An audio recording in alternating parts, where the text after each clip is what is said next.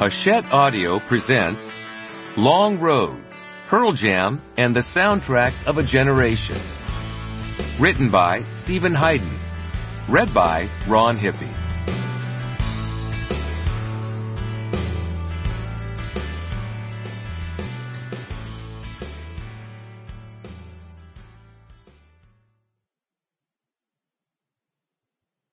Preface.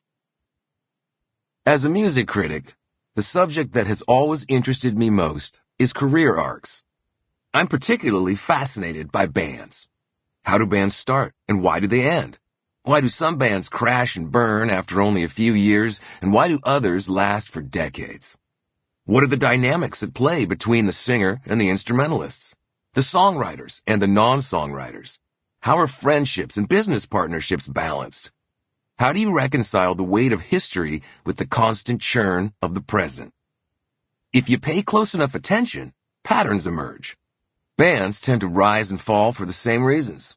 Every rock band that has ever broken up has, in some way, reenacted the story of the Beatles, a phenomenon gradually undone by deteriorating interpersonal relationships, bruised egos, and unrequited artistic ambitions. The particulars of their biography are now rock cliches. The conniving business managers, the creative and emotional split between the core duo, the talented underling with a backlog of songs that he can't get on the records, the hurt feelings left unexpressed, the girlfriends, the drugs. The Beatles not only profoundly influenced the idea of becoming a band, but also the idea of unbecoming a band.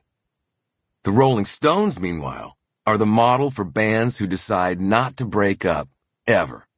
The value of knowing your role within the band, the power of conceding that your lead singer is the benevolent dictator, the ability to manage your disappointments and resentments for the greater good of grossing hundreds of millions of dollars on the road, these are the lessons of the Stones.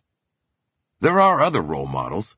U2 invented the idea that you can remake a European post-punk band into a stadium-filling Americana act, and then remake yourself again into a postmodern dance rock group.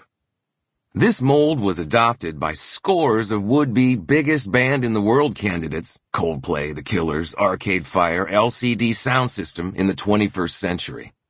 There's also the Grateful Dead, who proved you could fill stadiums by cultivating an unpredictable live show and approaching albums with bemused indifference.